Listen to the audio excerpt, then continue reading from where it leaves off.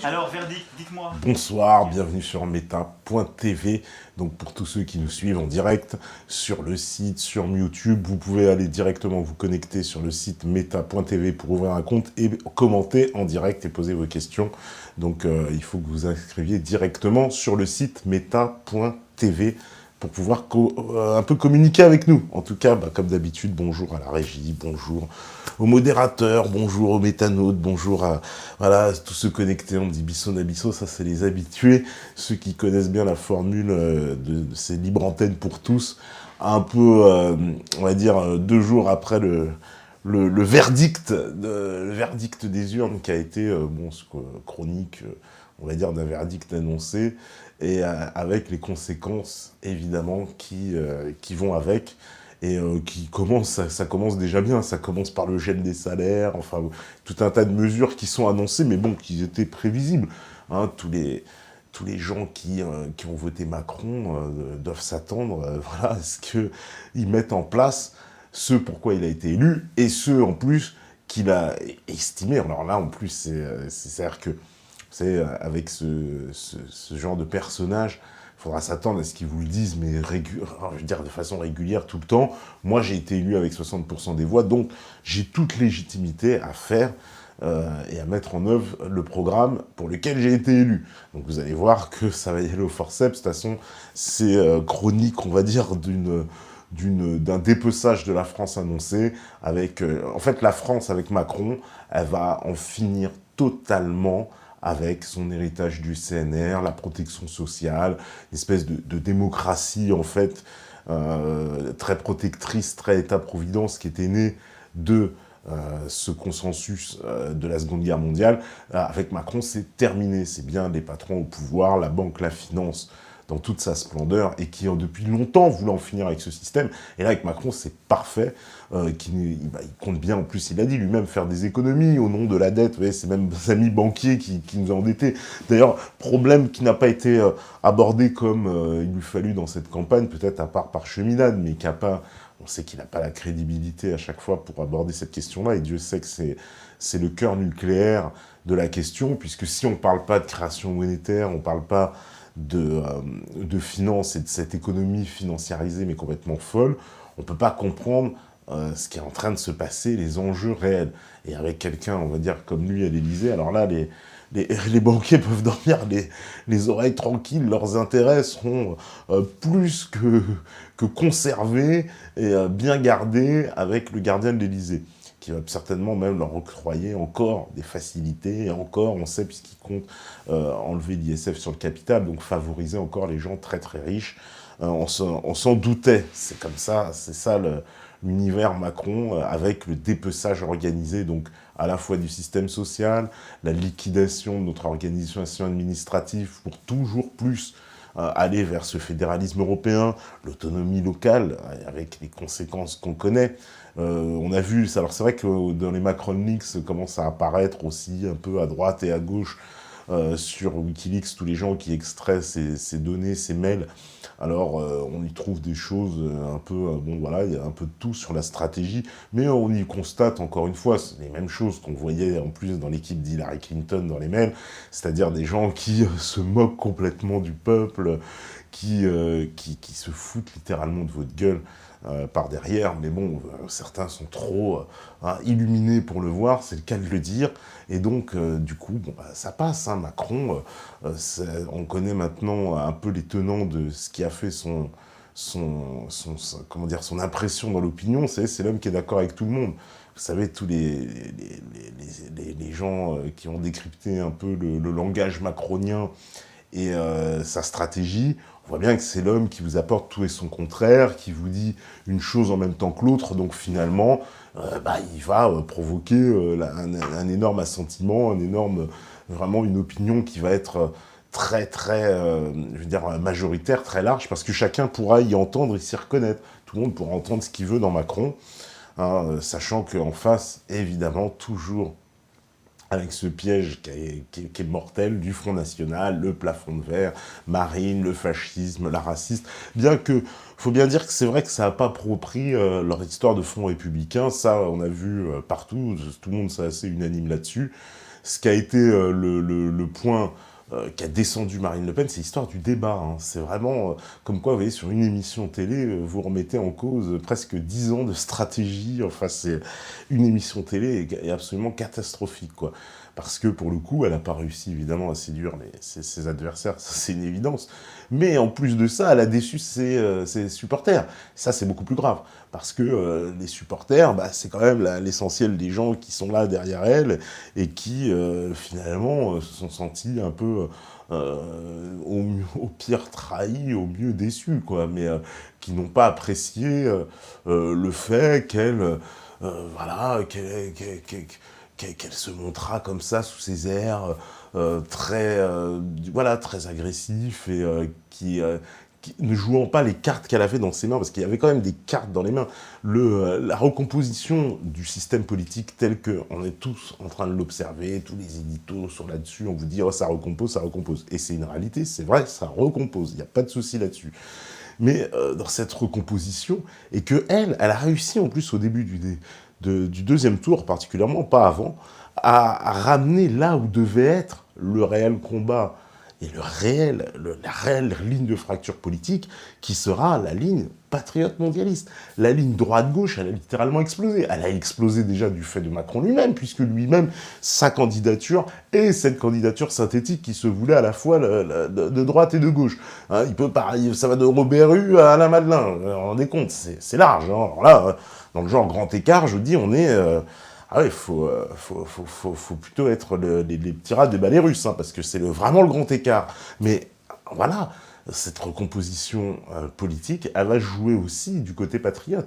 Parce que du côté patriote, on voit bien qu'il y a, comment dire, des gens qui ont on va dire, qui ont énormément de passerelles en commun.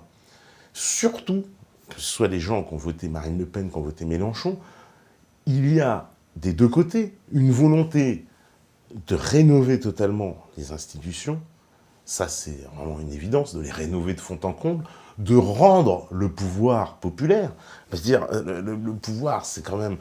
on parle souvent de démocratie. Alors, démocratie. Alors, les mots comme ça, démocratie, démos, kratos. Mais pour qu'il y ait démos, un peuple, il faut qu'il y ait un peuple déjà, pour qu'il y ait le pouvoir du peuple. Parce que s'il n'y a pas de peuple, il n'y a pas de pouvoir du peuple, ça n'existe pas. Et le seul endroit possible où le peuple peut exercer son pouvoir, c'est dans la nation. Ce ne sera pas ailleurs. Tous ceux qui vous racontent, c'est des fables. Pour moi, il n'y a que la nation qui peut être l'accomplissement de ce pouvoir du peuple. Sinon, non, le reste, ça ne peut pas. Le reste, c'est l'Union européenne, voilà. On prétend faire une démocratie à l'échelle européenne et tout, alors c'est tout l'inverse, parce que c'est pas possible autrement. Donc, la nation qui va dans l'accomplissement même de sa communauté, dans son sens, la nation doit aboutir normalement à ce véritable pouvoir du peuple. Ce qui n'est pas le cas, puisqu'on est à l'étape où justement on veut se débarrasser des nations et nous faire plonger dans le supranational, dans les grands ensembles, dans ce qu'on appelle la mondialisation, à tort d'ailleurs, puisque il faudrait plutôt séparer mondialisation et mondialisme.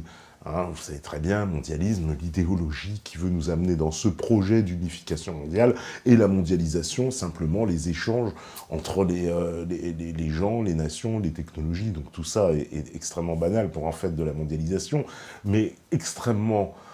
alors, pas tout à fait nouveau, mais quand même, pour ce qui est du mondialisme, dans la mesure où c'est un projet qui connaît des phases par étapes et des phases d'accélération. Et on voit bien qu'avec un Macron, on va évidemment dans l'accélération totale à tous les points de vue, puisque on en est carrément, vous vous rendez compte, on est un candidat à la tête de la France qui nie même le caractère singulier, la culture française. On en est là. C'est quand même assez incroyable. J'imagine qu'on prenait des gens des années 60, etc. Bon, on en est arrivé très, très, très, très loin.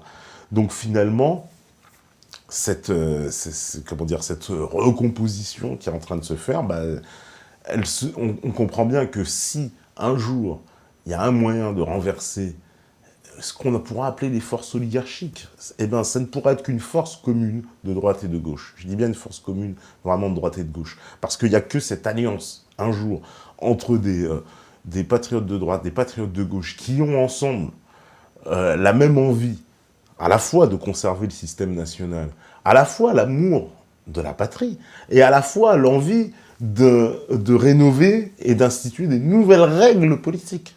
Parce que c'est ça, la clé, c'est à la fin, si on a des nouvelles règles, des règles qui soient politiques, que de ne pas nier à l'autre le fait même de son existence ou de son expression, mais en expliquant, de toute façon, on a le même intérêt, puisque comment dire, nos pensées ne peuvent pas être correctement représentées, en tout cas, sont faussées dans les règles du jeu actuel, clairement.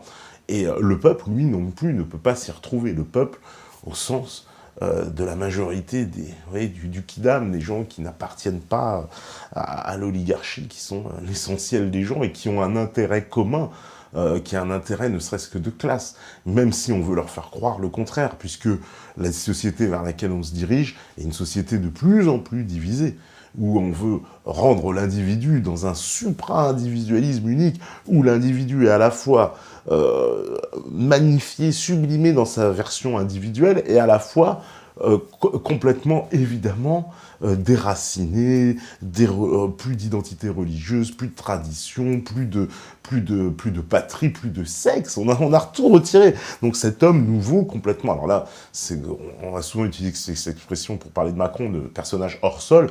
Là, c'est ça, c'est bien l'individu hors sol, et c'est ça qui va être le modèle donc, de cet individu, qui est parfait d'ailleurs, puisque, vous savez, quand on y pense, cet individu-là est absolument nouvel ordre mondial compatible. En tout cas, il est euro-compatible.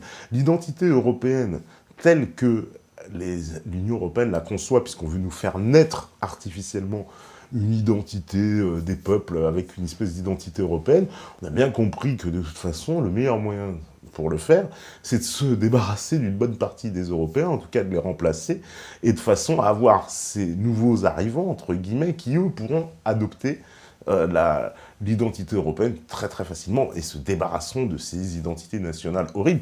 D'ailleurs, dans cette campagne, le mot nation, nationalisme, et je vous dis, érigé au rang du fascisme.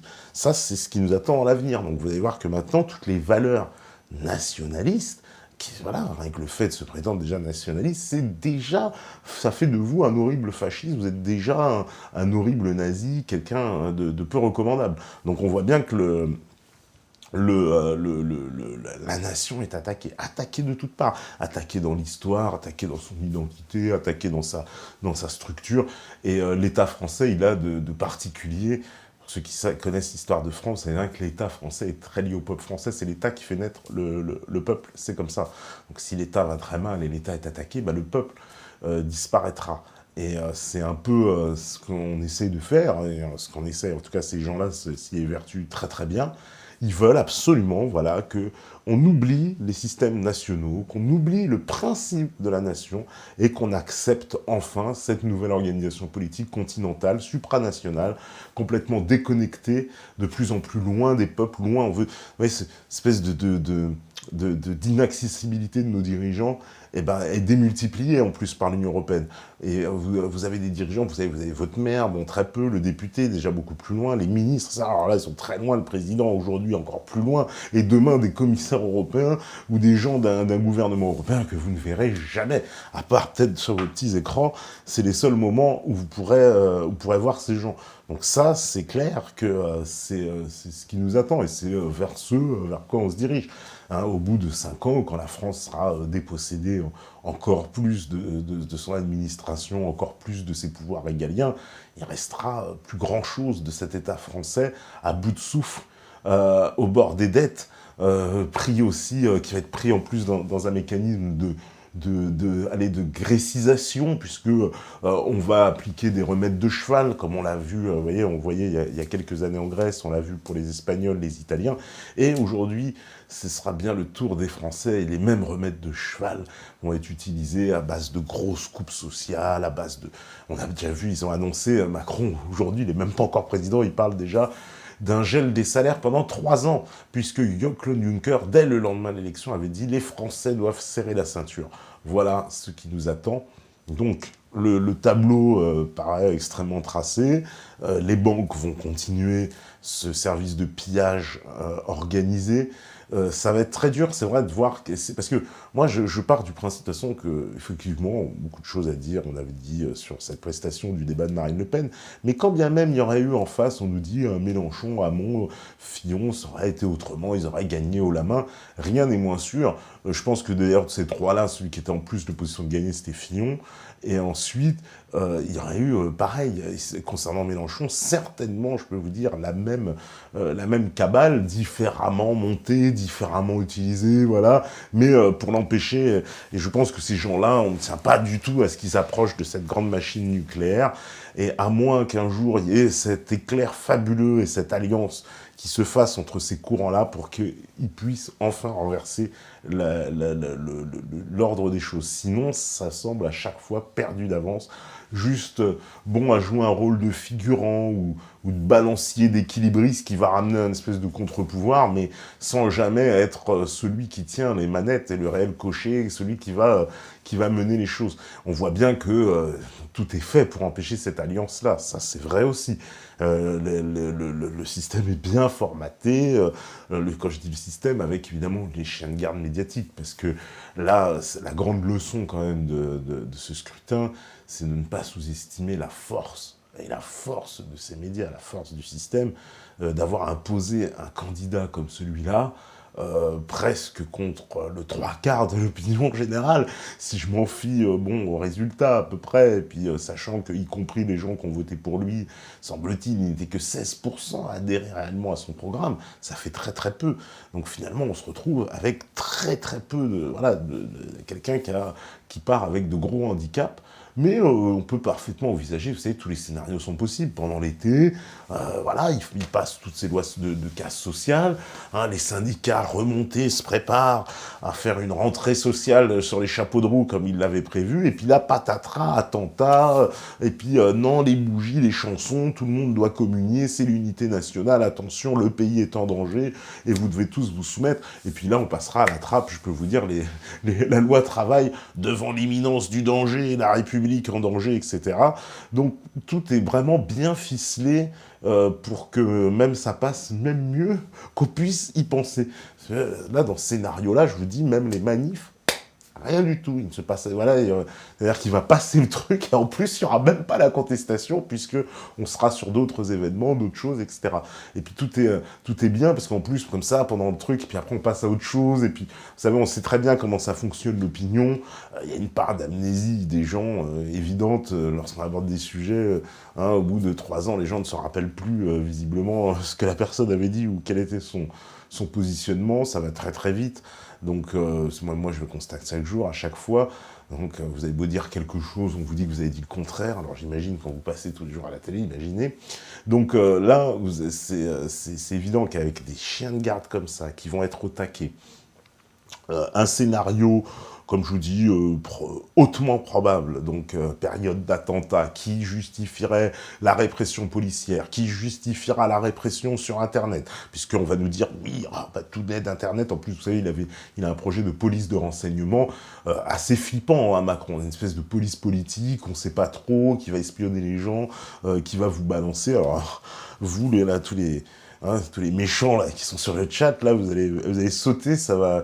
On l'a vu, en plus, leur puissance de frappe, vous avez bien vu avec les Macron Leaks, la veille du scrutin, ils ont mis la pression à tout le monde, ils savent le faire quand il faut le faire, et ils le feront sans problème, c'est pas ça pour eux, on voit que ça leur pose aucun problème. Donc quand ils vont mettre en branle un grand plan d'action pour se débarrasser des gens qui dérangent sur le net, ils auront toutes les ressources pour le faire.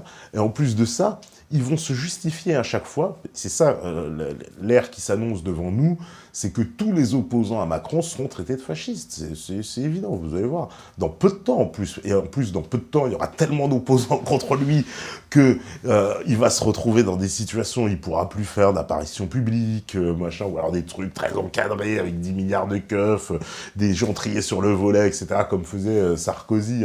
Ça a dérapé, Sarkozy, après c'est dans la campagne, quand les médias l'ont lâché, et qu'on a dit, ah bah là c'est mort. Mais pendant toute la période Sarkozy, on a eu le droit à ce sketch, hein, où, vous savez bien, toute la politique du gouvernement, c'est la politique quoi. C'est-à-dire que le gouvernement faisait des pubs, je sais pas si vous vous rappelez d'ailleurs, des campagnes publicitaires à la télé pour expliquer son action, vous en demandez trop, tu fais des pubs pour expliquer, il faisait tout un tas de mises en scène constantes avec des gens de l'UMP qui étaient embauchés en figurant lors des déplacements de Sarkozy pour faire croire que c'était à la rencontre des gens. Je pense que Macron va utiliser absolument les mêmes recettes.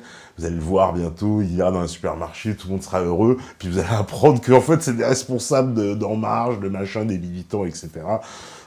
Voilà, il faudra s'attendre à voir ça. Hein. Déjà, on a vu le peu d'entrain des gens dans ces discours et comment le public sortait comment dire, de ces meetings, tellement c'était peu inintéressant, tellement vide, tellement creux, en tout cas pour ceux qui savaient le percevoir, parce que semble-t-il, il y en a, ils sont absolument sous le charme. C'est un véritable gourou. Hein. D'ailleurs, il y a cette vision, vous savez, quand on lui demande s'il est Raël, puis il a un instant de réflexion.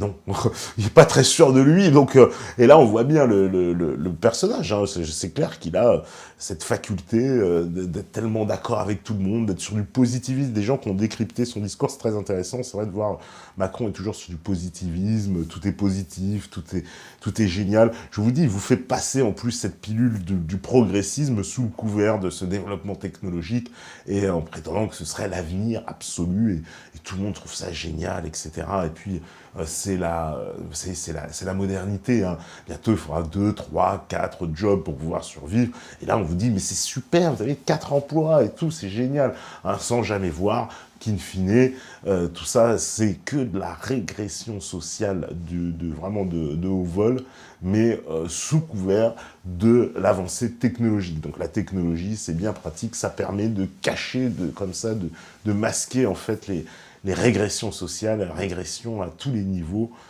effectivement, pour les futurs, les Français, hein, dans leurs conditions de travail, d'administration, leurs conditions territoriales aussi, là ça va être terrible, hein, puisque ceux qui n'auront pas la chance de pouvoir être dans les bons endroits vont en pâtir terriblement plus que les autres. Ça, c'est aussi, ça fait partie du système Macron, puisqu'il compte apporter énormément d'autonomie locale. Alors ça peut séduire dans un premier temps. Oh mon Dieu, l'autonomie locale, après tout, c'est génial et tout.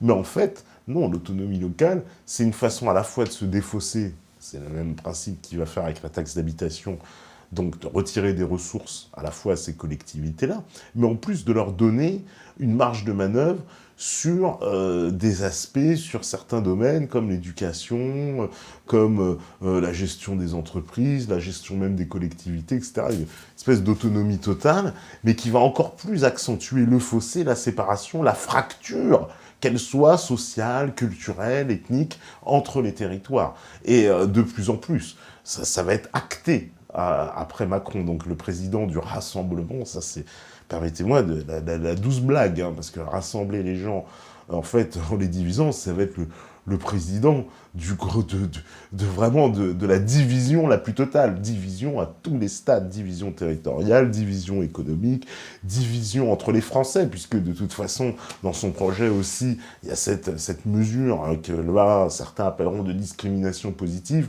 qui part du préjugé que si vous êtes blanc à la campagne, vous n'avez aucun problème. On croirait presque lire une grille des social justice warriors avec, le blanc en campagne, lui, il a besoin de rien, le noir de banlieue, lui, il a besoin d'être embauché, donc on va lui filer 15 000 boules, 15 000 boules à l'entreprise, etc. Enfin bref, un système de toute façon qui est fait pour monter les gens les uns contre les autres, qu'on ne vienne pas me dire que là, il s'agit encore une fois de rassembler les gens en prenant ce genre de mesures. Et donc ça, des mesures comme ça, il y en a plein dans son programme, et qui vont donc nous mener à la division encore plus totale, un jeu... comme je vous dis, des visions à la fois donc à l'intérieur des entreprises, entre les salariés d'une même branche, entre les salariés, évidemment, même ceux qui ne travaillent pas, puisqu'il y aura ce fameux chômage pour tous, on attend de voir, mais ce chômage pour tous, je lui dis, ça va se finir par vous n'aurez plus que 1 ou 2 mois d'indemnité chômage, etc. Enfin, il a promis, oui, la fin du RSI, certains disent que non, enfin, on va voir. Il a promis, je le rappelle, dans le débat aussi, hein, puisqu'ils étaient tous les deux d'accord, les candidats là-dessus, pour en finir avec cette RSI et faire une espèce de grand régime général pour en fait voir, en fait, on va faire couper l'usine à gaz, mais on n'a pas l'impression qu'ils sont sûrs de ce qu'ils veulent faire par derrière. En tout cas, de toute façon, le système de RSI, hein, je vous fais référence, allez voir l'émission avec Héloïse Benamou pour comprendre ce qui se cache derrière le RSI et derrière le système de pillage via l'assurance maladie, via la sécurité sociale, qui est pareille opération de pillage généralisé de la France, hein, grâce à ça et grâce à ses amis banquiers. Donc voilà, le personnage, puis c'est d'une froideur tout le temps, vous savez, ce regard complètement vide, qui est plutôt inquiétant, parce que quelqu'un qui a aucune sensation, qui n'a pas, vous savez, lui qui parlait de l'humanité de sa concurrente, alors là, pour le coup, lui est bien déshumanisé là-dessus, puisqu'il a ce regard absolument creux, vide, il nous fait penser, enfin moi il me fait penser à quelqu'un absolument sans émotion, donc aucune empathie, quoi, c'est le signe des gens qui n'ont aucune empathie. Il n'aura, alors là, aucun problème, je vous dis, à envoyer faire des guerres, à prendre des mesures absolument lapidaires en termes économiques ou sociaux. C'est quelqu'un, vous pourrez compter sur lui, et il aura vraiment la froideur toute nécessaire pour le faire. Et puis, on mettra ça, en plus, c'est bien, parce qu'il aura toujours cet argument à dominem, je suis jeune, je peux me tromper, je fais des bêtises, au cas où ça tourne mal. La même chose, et en plus c'est symbolique, la même chose qui lui aura servi d'argument pendant toute la campagne comme étant son point positif, sa jeunesse et son inexpérience, deviendront aussi la même excuse en cas de choses négatives. Ah, mais c'est pas de sa faute, c'est aussi parce qu'il est jeune et pas son inexpérience. Donc son plus grand défaut devenu sa qualité, et ce qui pourrait être son défaut deviendra sa qualité. Enfin bon, vous voyez, c'est terrible, ce personnage-là est vraiment diabolique, sorti d'un plan diabolique, en tout cas, pour nous avoir sorti ce personnage du chapeau, et dont personne n'y croyait. Hein. Je veux dire, moi aussi, je suis stupéfait qu'il fait un score à ce point-là au premier tour, tellement la manipulation paraissait évidente, tellement le personnage paraissait tellement creux, tellement non, pas lui, quoi. Je veux dire, c'est comme si, je dis, il y avait 12 poupées, 11 poupées, puis le système nous avait bien dit, c'est bah, celle-là, mais nous on veut que tu votes celle-là, et tout le monde va prendre celle-là, alors qu'ils avaient quand même le choix d'en choisir 10 autres. Et non, ils ont quand même choisi la poupée montrée, la poupée que les médias avaient décidé de nous vendre. Donc, comme quoi, c'est pour ça que je dis, la machine médiatique n'est pas à sous-estimer, et il y a bien une réelle force puissante, en fait, derrière ce système oligarchique et tous ses tenants, sa force de résilience est énorme, énorme, énorme, énorme, et on ne peut pas la sous-estimer. Nous en a fait la démonstration, pour ceux qui doutaient encore, en nous imposant, voilà, un personnage d'autant que beaucoup auraient cru que cette personne ne serait jamais arrivée là où elle est, et pourtant, Dieu sait que non, tout a fonctionné, je dirais, comme prévu, presque comme sur des roulettes, tel comment dire, un vrai plan d'architecte avec étape par étape, où chaque chose s'est déroulée exactement comme il l'avait prévu. Donc ça laisse beaucoup de gens et se demander un peu qu'est-ce qui se passe. Alors après, on regarde du côté, évidemment, de la recomposition du camp national. Alors le camp du côté de Marine Le Pen, on ne sait pas ce qui va se passer. Elle a décidé de faire un nouveau parti. Je pense que de toute façon, les cartes sont dans sa main. C'est elle qui a la tête du Front National, au moins symboliquement, même si juridiquement, dans les faits, c'est pas ça. Mais bon, c'est elle qui fera la tête du parti. Qu'est-ce qui va se passer? J'en sais rien. Est-ce qu'elle va elle a parlé de créer une nouvelle formation, d'abandonner certains sujets. Donc bon, bah, on va voir comment tout ça va évoluer. Du côté de Mélenchon, je pense qu'il veut faire un casse, essayer de faire un coup pour avoir un groupe à l'Assemblée, et à ce moment-là, peser aussi dans le paysage politique, sachant que vous savez que pour ces gens-là, il y a un intérêt, il faut bien le dire, économique, qui n'est pas des moindres, puisque quand vous arrivez à un certain taux législatif, bah, il il y a des financements publics et des subventions, et donc ça permet quand même d'exister en tant que formation politique. Et je pense que voilà, tous les gens qui ont voté Mélenchon, il va falloir que ça se concrétise. Ils vont vouloir avoir une représentation à l'Assemblée. D'ailleurs, les jeux de l'Assemblée sont en train de se jouer. Vous êtes comme moi, aujourd'hui, on est le 10 mai, vous avez assisté à la déchéance de Manuel Valls, alors qui, après avoir rampé devant Macron et devant son équipe pour pouvoir se faire intégrer sur les listes d'En Marche, finalement jeté par le Parti Socialiste, jeté par En Marche, enfin c'est lamentable. Vous voyez tout l'esprit lamentable de cette République en perdition, vous l'avez à la fois dans l'élection et vous l'avez ensuite dans les événements où on les voit tous les uns après les autres abandonner toute forme d'honneur et de dignité pour obtenir un poste et une nomination, une investiture auprès du nouveau président. Manuel Valls en est vraiment le symbole et vraiment l'exemple le plus affligeant, puisqu'après avoir été Premier ministre, et franchement, on va dire une action en tant que Premier ministre absolument critiquable. C'est l'homme qui a utilisé le 49.3, je rappelle, qui a tout fait passer au forceps avec la plus grande autorité, qui s'est brouillé avec sa propre majorité à l'Assemblée nationale, puisqu'il a levé contre lui un certain nombre de voix. Il était déjà très polémique dans le PS. Il a accentué cette division, cette nécrose et cette implosion, devrais-je dire, programmée du PS. Macron, lui, était aussi son alter ego, puisque c'était un peu le nouveau Valls dans l'absolu, et on peut dire qu'il l'a véritablement coiffé au poteau pour en tout cas créer son mouvement. Comme on l'a vu, tout était préparé pour la suite. Et donc Macron a aujourd'hui toutes les cartes en main, et tous viennent se prosterner devant lui. On a vu Bruno Le Maire, Estrosi, Valls, tous les retours de viol, si j'ose dire, et toute l'arrière-garde, le bal des losers, et tous les perdants de la 5e République qui ont mis le pays dans la merde, venir à leur tour réclamer un poste, et voire même pour certains se refaire une virginité, de repartir toute fraîche, comme après un séjour chez le coiffeur ou le maquilleur, et puis en ressortant, en se faisant passer comme Bayrou pour le renouveau, alors que ça fait 30 ans qu'il occupe la vie politique. Puis pour eux,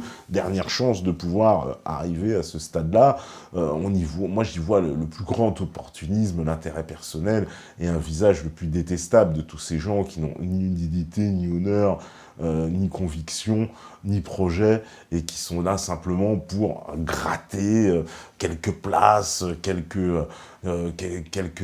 lumières de ce faisceau qui s'est abattu d'un coup donc sur l'élu, évidemment, et donc tous viennent profiter de ça. On voit, pour moi, sont un peu comme des rats attirés, voilà, qui tout de suite veulent prendre leur petite part du butin. Donc c'est le plus détestable possible, ces petits jeux comme ça de combine politique. Évidemment, le plus marquant étant Valls, qui là s'empêtre complètement dans sa stratégie. Alors il se brouille avec le PS. Finalement, En Marche veut pas de lui parce qu'il est un candidat encombrant. Après tout, ils ont pas besoin de lui. C'est vrai, pourquoi Macron aurait besoin d'un Valls? Certainement pas. Le Parti Socialiste, déjà, ne représente plus rien. Valls n'était même pas le candidat investi. Il a encore, certes, ses appuis dans le Parti Socialiste, mais il ne pèse plus assez. Aujourd'hui, vous savez très bien, énormément de députés socialistes ont même rejoint Macron, etc. Donc le Parti Socialiste est au bord de sa propre implosion lui-même. Donc dans ce chaos, contexte de chaos, Valls a cherché sa petite place et allait gratter lui aussi son petit poste. Sauf que finalement, c'est pas l'intérêt du candidat Macron de s'enticher de Valls. Il est déjà tellement en plus accolé à Hollande, tellement accolé à toute cette ancienne équipe de losers. Avoir un loser de plus dans son équipe, vaut mieux prendre un Bayrou qui se refait une virginité qu'on aurait oubliée qu'un Valls qui était encore Premier ministre il y a 6 mois, quoi. Donc c'est pas non plus le grand renouveau. Donc du coup, ces petites magouilles politiciennes, voilà, je veux dire, inspirent quand même le plus grand dégoût, mais sont dans la continuité de l'esprit de la 5e République, de toutes ces petites magouilles de partis, de ces petits échanges, de ces gens qui finalement ont mené le pays dans le mur par leur manque total de patriotisme, d'intérêt commun, de sens de l'État. Ce sont des gens qui n'ont plus du tout, absolument perdu toute conviction, toute empathie, voilà. C'est ça qui est très compliqué pour nous, de se dire qu'on a des représentants qui sont à la fois, on le savait, en décalage, déphasage total avec quand même les aspirations du peuple, mais finalement n'ont même pas l'empathie nécessaire, même plus l'intérêt, rien. Ils ne sont là que pour assurer leur propre développement personnel, c'est-à-dire la constitution d'une fortune et d'un patrimoine. Voilà, on sait très bien les avantages de tous ces gens-là à travers les fonctions. Vous savez très bien que quand vous êtes député, sénateur, maire, que vous avez cumulé président d'agglomération et je ne sais quelle commission, etc., etc., vous arrivez à des sommes colossales par mois qui vous permettent d'assurer finalement votre subsistance sans trop, en fait, vous fouler et sans avoir trop à en faire. Donc tout ça, tout ce système-là, il était temps que ça vole en éclats pour que ça redevienne quelque chose, on va dire, d'un peu cohérent. Mais malheureusement, non, c'est pas ce qui va se passer. On nous fait croire, donc ça, c'est les mots qui vont être... vous allez voir le projet aussi qui va être présenté à Macron, par Macron, de moralisation de la vie publique. Alors on dit qu'on va empêcher les parlementaires d'employer leur famille, bon, certes. D'ailleurs, ce qui est assez drôle, puisque lui-même, au passage, nous explique par contre que sa femme, Brigitte Macron, va, elle, occuper par contre une place tout à fait officielle dans le gouvernement, puisqu'il va lui créer un statut de première dame, avec lequel, donc, elle aura un cabinet et même un budget à disposition. Et ben voilà, comme ça, vous n'avez pas voté pour elle, mais elle aura bien le droit de regard sur une partie de votre argent et elle en décidera de faire ce qu'elle veut.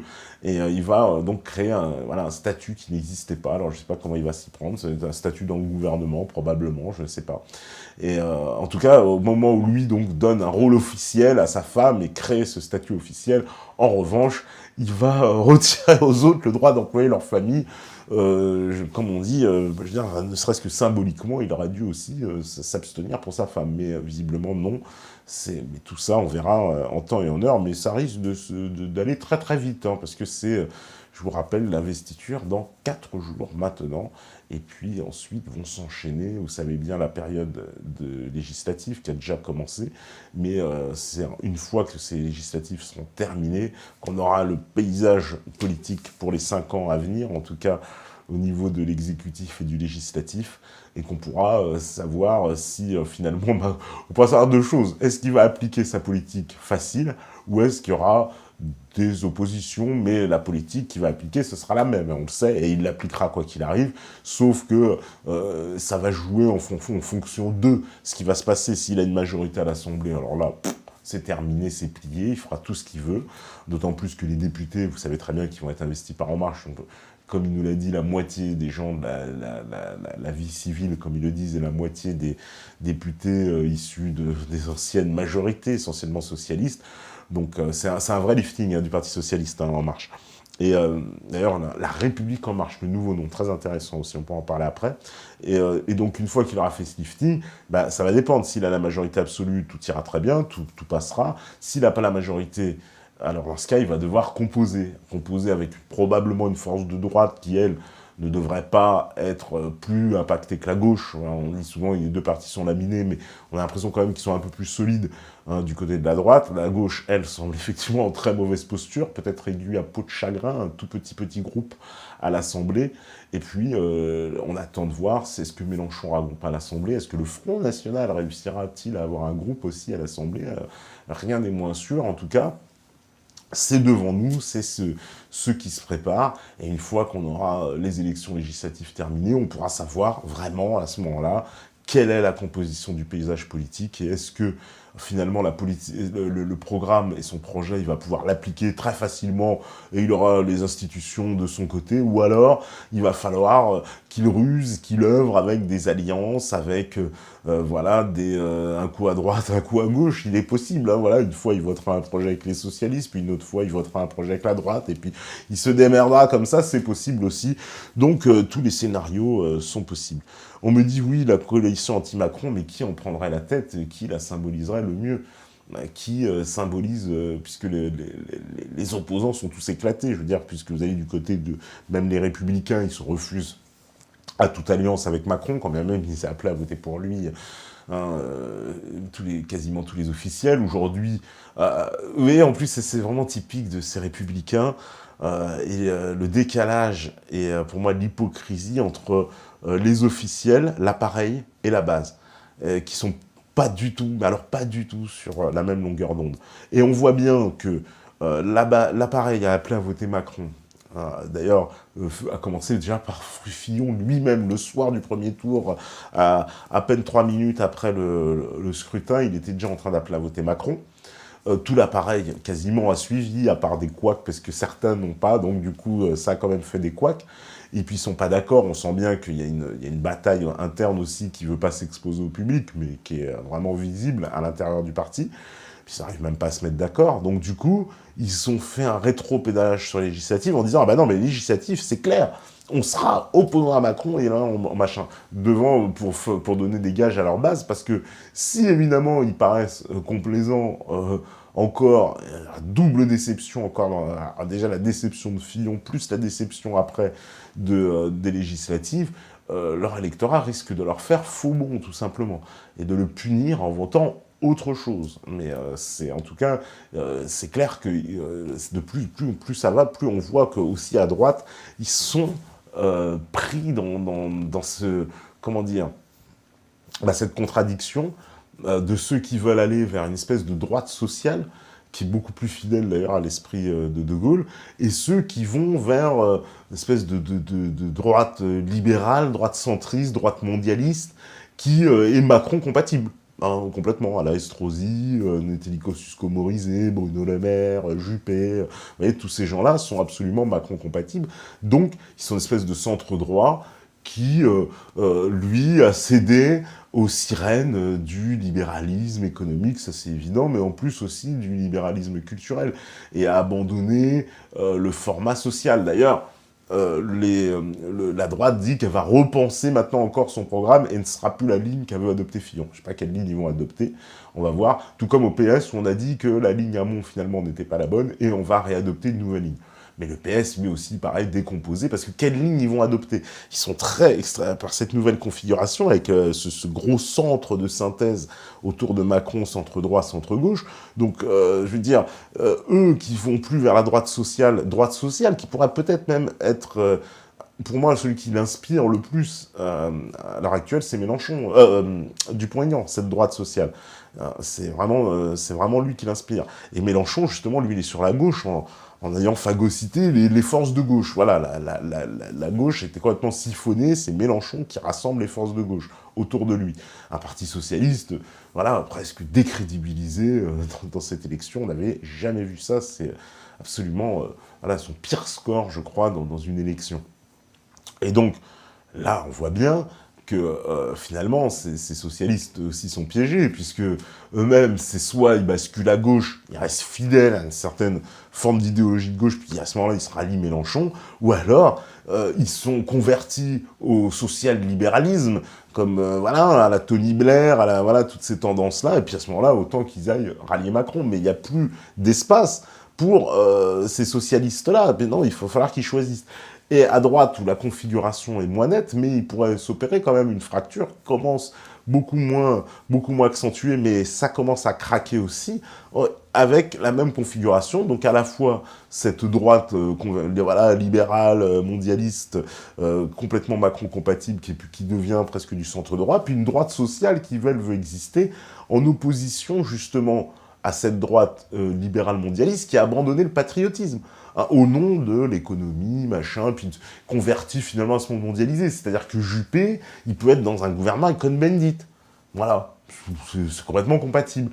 Et vous voyez quand même le glissement politique qu'il y a eu pour que Juppé soit à la même table que Cohn-Bendit et se dire qu'ils sont dans le même ensemble idéologique. Il y a 30 ans de ça, je pense qu'il en aurait fait un urticaire, peut-être bien un ulcère si on lui avait expliqué ça. Et pourtant, aujourd'hui, c'est complètement cohérent, complètement sur la ligne de ce qui a bougé. Donc on voit bien que, voilà, de ce côté-là, la droite sociale, elle pourrait se reconstituer peut-être autour d'un Dupont-Aignan, s'il arrive à ramener aussi quelques têtes, j'en sais rien, moi, des Guénaud, des machins, des gens un peu plus aussi, peut-être, s'il arrive des personnalités qui sont pas en plus trop marquées à droite aussi, pour élargir, mais c'est un peu ça, cette droite sociale, patriote, qui est attachée donc à la fois aux formes de valeurs, mais qui ne délaisse pas vous voyez, qui n'a pas ce côté élitiste, ce côté marchand, voilà, du tout marchand, qui est plutôt le propre des mondialistes, d'ailleurs, de droite ou de gauche. Et donc, d'où l'intérêt, d'ailleurs, la cohérence, pour moi, d'un Dupont-Aignan, de dire, quand il avait le choix entre Macron et Marine Le Pen, de dire, je choisis quand même Marine Le Pen, parce qu'elle sera toujours plus proche de moi. C'est une cohérence, pour moi, politique dans le choix. Critique pas par critiquable, son parti, pas son parti, puisque ça... Mais au moins, la cohérence du choix, elle est, pour moi, elle se justifie. Après, comme je vous dis, critiquable, pas critiquable, mais la cohérence du choix se justifie. Et lui, il inspire totalement pour cette droite sociale, ce Mélenchon, j'ai dit Mélenchon, Dupont-Aignan, et, et alors qu'à droite, c'est en train de... Voilà, les Républicains, l'UMP, on ne sait plus comment les appeler, ils sont encore en train de se fracturer parce que, justement, il y a la tentation Macron, que certains aimeraient bien, complètement, on a vu Raffarin, machin, tout ça, c'est compatible, voilà, ça veut aller vers ce centre droit. Et puis, il y a la droite, justement, encore à l'UMP, qui a gardé des ersatz comme ça, de droite sociale, de droite patriote, et qui, elle, se refuse à ce marchandage, mais qui va se retrouver aussi, pareil, dans un même espace qui commence à être serré, alors à la fois avec ce Front National, mais on ne sait pas comment ça va évoluer, donc on va dire, allez, on va prendre, on dira vers le camp patriote, entre guillemets, de droite, qui commence vraiment à être important, puis ce camp centre-droit aussi. Alors on va voir à l'élection législative s'ils arrivent à maintenir pour former une espèce de reste cohérent, je veux dire, entre les deux, mais on voit bien que la recomposition est en marche, puisque de toute façon, c'est le cas de le dire, c'est que de toute façon, à un moment donné, ces fractures idéologiques vont percer dans tous les sens. Voilà. C'était des contradictions de toute façon dans les partis, et au bout d'un moment, bah, ces contradictions, elles sont tellement mises à jour que la coexistence même de ces personnes qui étaient contradictoires au sein de ces formations, eh bien, elle devient problématique, elle devient même impossible. Donc du coup, vous pouvez clairement même plus être dans le même parti, bah, tout ça éclate encore une fois dans des familles donc, qui se recomposent. Bon, à droite, on va voir, ça, voilà, comme je vous dis, à droite, on sait qu'il y a une espèce de culture aussi, on tient l'appareil, d'ailleurs, vous avez vu comment ils ont réagi très, on va dire, de façon virulente quand ils ont appris que certains députés voulaient rejoindre Macron. On l'a vu avec Estrosi, il a même vu démissionner de la région PACA pour aujourd'hui se reconsacrer à la mairie de Nice, mais tout ça laisse présager que peut-être qu'il aura un poste de ministre, on n'en sait rien, il refuse, enfin bon, tout ça un peu obscur, ça sent bien les tractations, et ça sent bien en tout cas qu'il y a eu un coup de pression du côté des Républicains, et qui sont déterminés à ne pas... c'est-à-dire que ceux qui vont faire les traites, eh ben, ils seront coupés, voilà, on va leur dire, on vous coupe les vies, vous n'êtes plus avec nous, voilà, comme il dit, on t'éjecte de la famille, c'est dehors, voilà, vous dégagez. Et il était normalement, il y avait le même mot d'ordre au Parti Socialiste, sauf qu'on a vu qu'ils sont même plus en position de faire la loi. Donc du coup, au Parti Socialiste, ça reste trouble, on comprend pas, double candidature, machin, enfin tout ça reste très obscur. Cambadélis, il a plus fait beaucoup de rodomontade à ses débuts, oui, on va sévir, hors de question, ceux qui sont chez En Marche, ils pourront pas être au Parti Socialiste. Puis très vite, on recule, on dit un franc comme un âne qui recule, il a reculé, puisque devant l'évidence, donc voilà, on se trouve aujourd'hui avec un valse qui est à la fois jeté par le Parti Socialiste et jeté par Macron. Donc un Parti Socialiste n'est même plus en mesure de faire la loi dans ses propres troupes. Tout ça laisse présager, je vous dis, les funérailles du Parti Socialiste pour le Congrès. Je crois que le Congrès est prévu cet été. Ça risque de tourner effectivement à la funéraille, à l'enterrement général. À moins qu'il y ait le grand sauveur ou la grande sauveuse qui va devenir la nouvelle égérie pour les 5 ans à venir, mais ça paraît... moi, je me dis, ça me paraît complètement plié dans la mesure où ce sont des gens qui sont irréconciliables. Ils l'avaient exprimé eux-mêmes, de toute façon, c'était la grande phase de Valls, les deux gauches irréconciliables, mais c'est irréconciliable dans le Parti Socialiste. c'est que dans le parti, il y a cette contradiction, et cette contradiction explose dans l'élection. Elle se fissure à droite, on va voir si ça tient, s'ils arriveront à colmater les brèches, ça pourra peut-être encore tenir 5 ans, mais c'est la même question qui se pose. Et donc voilà, recomposition totale de l'échiquier politique, et dedans, il y a pour moi ce camp que j'appelle le camp patriote, qui peut se symboliser par les gens qui ont voté Marine Le Pen et les gens qui ont voté Mélenchon, et aussi les gens qui ont voté Fillon, je les mets dedans, parce que dedans, il y a beaucoup de patriotes aussi.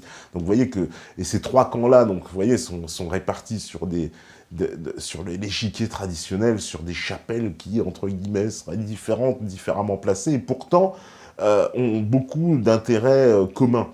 Intérêt social, intérêt de classe, essentiellement d'ailleurs pour les marinistes et les mélenchonistes, qui ont un vrai intérêt de classe commun. Ça, c'est une évidence.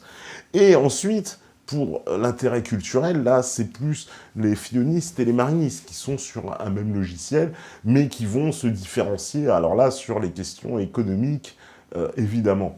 Donc, il y a moyen de s'entendre. Il y a moyen de s'entendre parce que ce qui peut faire déjà le grand lien, le grand liant de tout ça, c'est que tout le monde est d'accord pour restructurer, changer les règles du système politique. C'est-à-dire les règles constitutionnelles, les règles des institutions, le cœur nucléaire, on change toutes les règles. Ça, tout le monde est d'accord. Donc comment arriver à trouver une candidature commune auprès de quelqu'un qui va inspirer ça, pour lequel ces 3 grandes tendances, si j'ose dire, peuvent s'y retrouver, et ont un intérêt commun à s'y retrouver.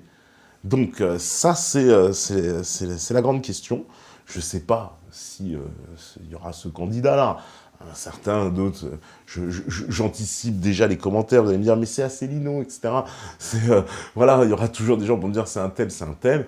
Moi, je ne sais pas. En tout cas, je pense que vraiment, s'il y a quelque chose qui peut se construire, et la grande leçon à tirer, c'est que s'il n'y a pas d'unité, en tout cas entre ces 2 camps-là, ces 3 camps-là même, qu'on pourrait diviser en 3, parce que, comme je dis, il y a des choses très communes sur pas mal d'aspects, et ben, s'ils ne se mettent pas d'accord pour dire on va changer, ne serait-ce que changer les règles du jeu politique, afin de ne pas pouvoir reproduire justement ce qui s'est passé. Et changer les règles du jeu politique, c'est changer toutes les règles du jeu, à la fois des institutions, de la Constitution, mais aussi les règles médiatiques. Les médias, aujourd'hui, font partie intégrante du système politique. On ne peut pas les ignorer. Donc, surtout, il y a des décisions à prendre pour les forcer à une impartialité, les forcer que cet outil, ces armes nucléaires qui doivent jouer leur véritable rôle, normalement, de gardien du peuple, ne soient plus, comme aujourd'hui,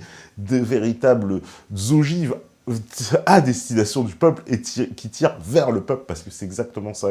Les médias sont les chiens de garde depuis longtemps, mais plus que jamais, on voit que cette machinerie, qui est en plus subventionnée, vous vous rendez compte quand même que c'est assez extraordinaire. En France, on a des médias qui appartiennent à une petite clique de milliardaires, dont la ressource essentielle est tirée de l'argent public. C'est quand même extraordinaire.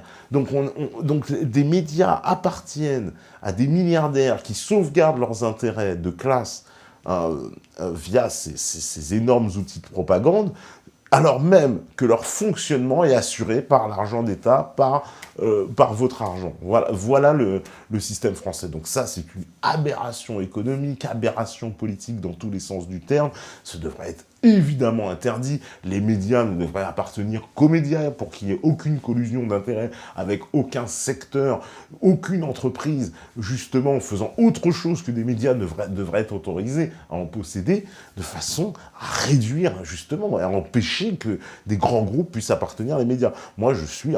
Il ne faut pas me mettre président, moi je force par décret la vente, tout ça, à des sociétés qui, de toute façon, ne doivent absolument pas être autre chose que des sociétés propriétaires de médias. Et absolument, évidemment, évitons les trusts, ça c'est logique, mais en plus de ça, empêchons qu'il y ait des conflits d'intérêts comme aujourd'hui. Vous êtes Dassault, vous appelez Bolloré, etc. Vous avez des contrats en fait, vous vivez de la commande publique, et en plus de ça, vous êtes le propriétaire des médias. On comprend bien, dans ce cas, que quand vous appelez Lagardère, il est tout à fait de votre intérêt de soutenir une intervention en Libye, qui de toute façon va vous faire vendre tout un tas de missiles, ou je ne sais quoi, qui vont vous rapporter beaucoup d'argent. Donc vous ne pouvez pas être objectif dans ces cas-là. Et les médias jouent un rôle essentiel, puisque c'est un peu notre...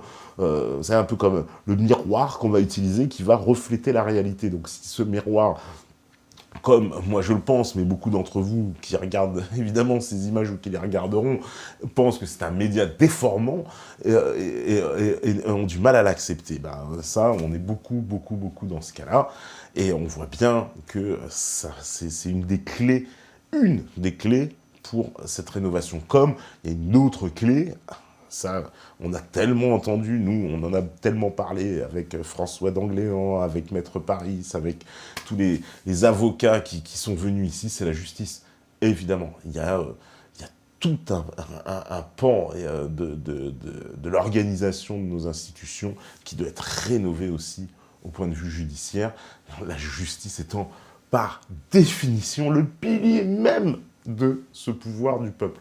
Sans justice, il n'y a aucun pouvoir du peuple, et précisément, il n'y a aucune justice dans notre système actuel. C'est pour ça qu'on ne peut même pas prétendre vivre dans une démocratie, puisque notre système judiciaire est absolument à des années-lumière de ce qui devrait être pour assurer sa véritable mission, justement, de paix dans la société. C'est exactement l'inverse. C'est une petite caste, encore, qui contrôle et qui ne se sert de cet outil que pour imposer son propre pouvoir, et qui en aucun cas n'est celui qui va dépatouiller tout ça et qui va instiller, on va dire, justement de l'équilibre dans la société, mais tout l'inverse, au contraire. C'est une force qui est pour le moment très nocive pour le reste de la société.